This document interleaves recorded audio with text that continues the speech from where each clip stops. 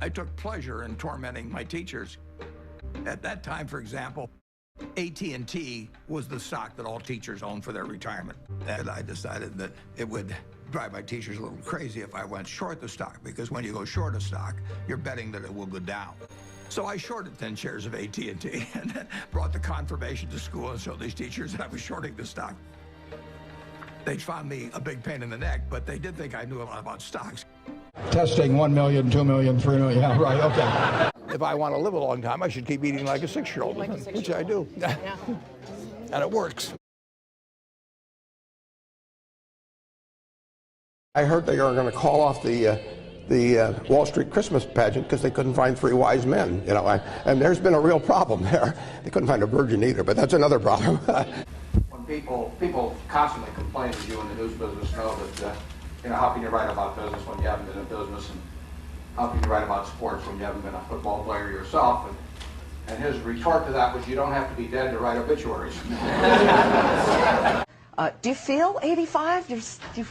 It's so interesting to watch you work and talk. Well, I have a duty. I have to give people hope that Warren has 7 more good years in him. What did the Buffetts pay you? Well, I think they were very generous. No, what did they pay you? 50 cents an hour? Oh, probably 25. If my wife paid her, she probably got paid more than if I'd paid her. True. Now, the topic of dealing with the news media seems to me that probably the best advice I can give to you who have to do that is that it's really very much like the old advice about making love to a porcupine, that it should be done very carefully. I've got a partner, Charlie Munger, says he admires humility enormously, but he wasn't quite given his fair share. Can you remember buying your first mattress, Warren? Well, I didn't do very much of the purchasing in our family. I can't recall ever buying anything, actually. Remember when Warren got on this subject and they asked him what he wanted said at his funeral? He said, I want them to all be saying that's the oldest looking corpse I ever saw. and that may be the smartest thing I ever said. And for those of you who are old-time basketball fans, I might mention that on Wilt Chamberlain's tomb it was reputed that it was going to say, at last I sleep alone.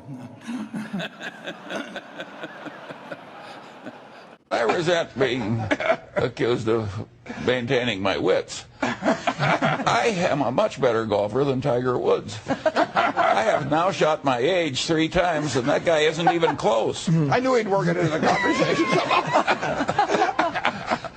He isn't even close. I'd have to live to be 150 to shoot my age, and then I'd have to cheat. Salary of what? $100,000 a year. That's what you're paid? Yeah. The board of directors thinks that you're worth $100,000 a year? Well, I don't ask them, actually. We call on people that have $1 billion or more, at least Steve tells us they do, and all we ask is 50%. So if you have trouble living on $500 million, I'm going to put out a book, How to Live on $500 Million. We pay our board, our directors, $900 a year, and I really would like to pay them more, but Bill's so far ahead of me on that Forbes list already. I don't want to give him any ammunition. You turned 76 in August. That's right, August 30th. Happy birthday. How do you feel? Got married on August 30th, too. That way I can remember my anniversary. Teacher. He'd like that inscribed on his gravestone. I'm not in a hurry to do it, but Tell me, what does it say on that gravestone? Well, I'd like it to say, here lies the oldest man that ever lived, actually. Well, what's your dream now? He says, My dream. Well. Let's skip the first one.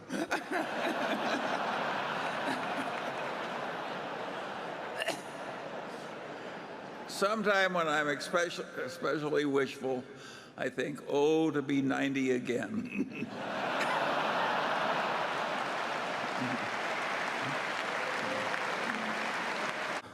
Charlie says all he wants to know is where he'll die, so he'll never go there. And so you. But life has been awfully good to me and Charlie, so we have no complaints. What you don't want to be is like the man, and they held his funeral, and minister said, now it's the time for somebody to say something nice about the deceased. And nobody came forward, and nobody came forward. He said, surely somebody can say something nice about the deceased, and nobody came forward. And finally one man came up and he said, well, he said, his brother was worse. Yep.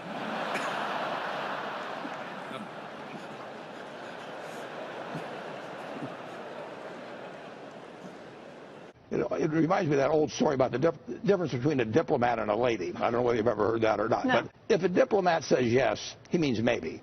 If he says maybe, he means no. And if he says no, he's no diplomat.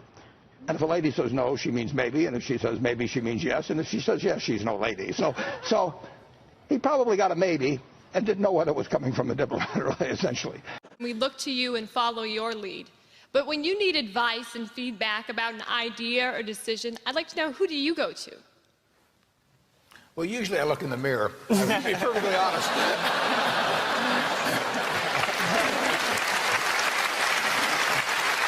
Well, remember what Bismarck said? There are two things that nobody should have to watch.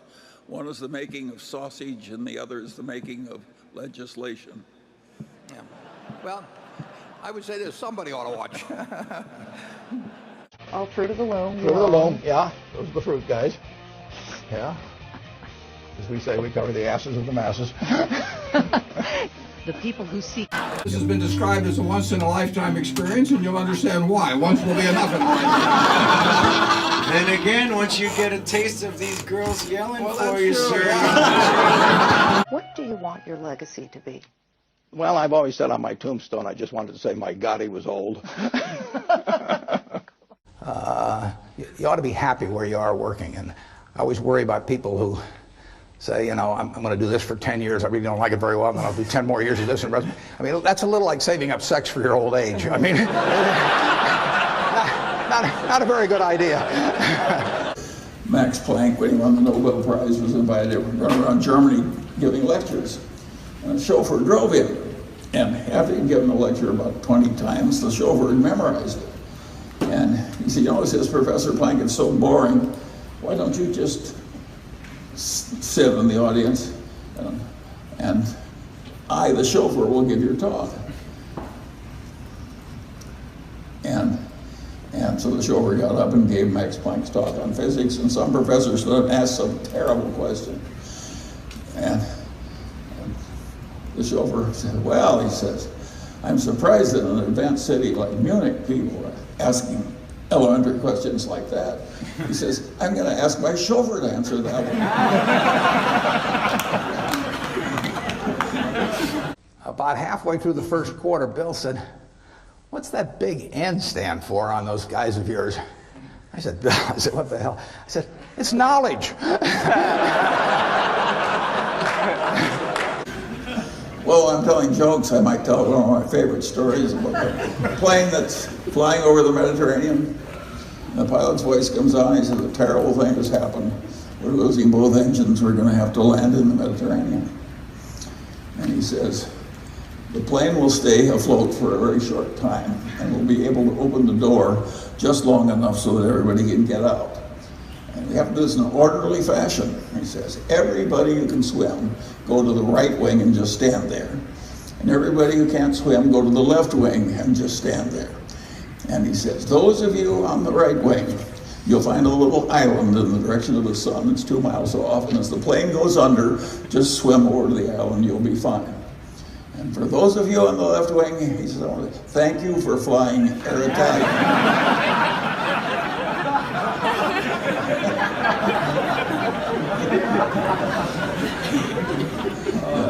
I have turned down business deals that were otherwise decent deals because I didn't like the people that I would have to work with. I didn't see any sense pretending it. And to get involved with people that really cause your stomach to churn. I say it's a lot like marrying for money, that it's probably a bad idea under any circumstances, but it's absolutely crazy if you're already rich, right? In fact, I've got a letter. I've already sent out a letter that tells what should be done, and I've got another letter that's addressed, which will go out at the time, and it starts out, yesterday I died, and then it just tells what the plan for the company is, and it's all taken care of, it's all written. I put down at the bottom of it, I put dictated but not read.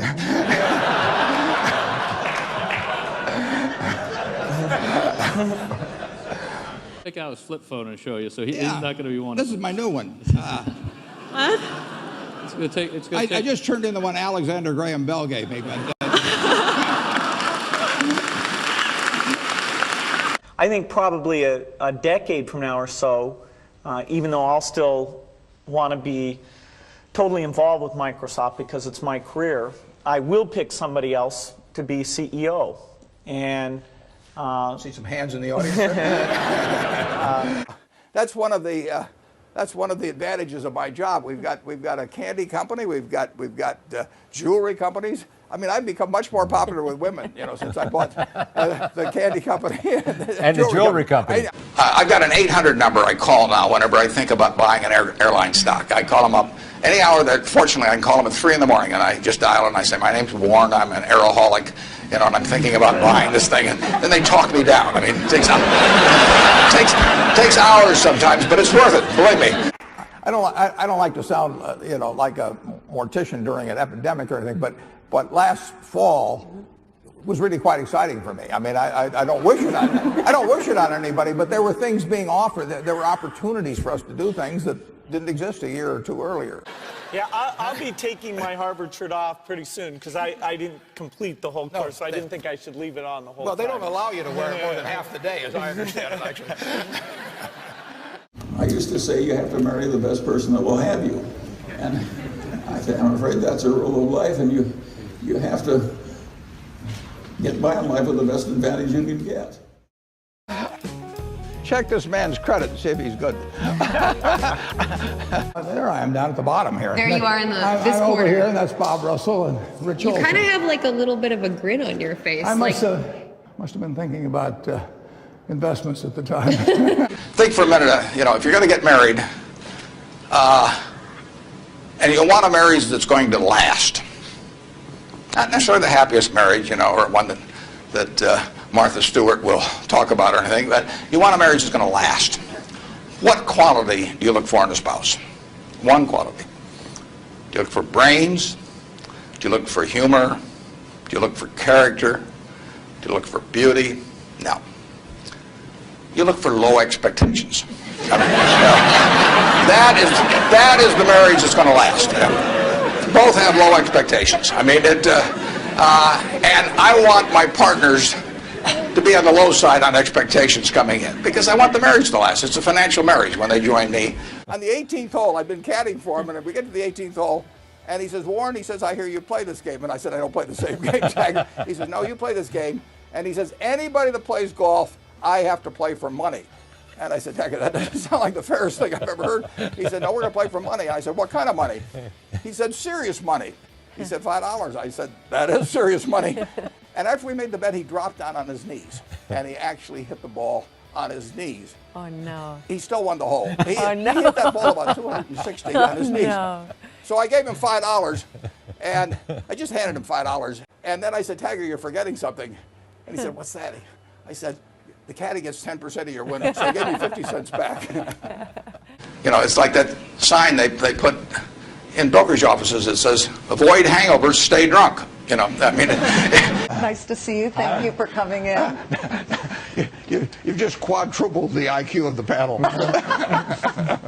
To my trustees, and I've got very few trustees. If you got a whole bunch of trustees, in my view, they just homogenize themselves down to sort of the lowest common denominator, because you get 30 people in a room, and prestigious people, but they'll all have their particular alma mater, and they'll all have their particular hospital, and it'll become a big trade-off game. It'll be a little like Congress. So I have very few people, and I don't give them anything specific, because I tell them their judgment above ground will be better than my instructions from 6 feet underground. So I said, well, is that what you want to do? And he said, no, but he said, that's the perfect resume. And I said, well, when are you going to start doing what you like? And he said, well, I'll get to that someday. And I said, well, I said, your plan sounds to me a lot like saving up sex for your old age.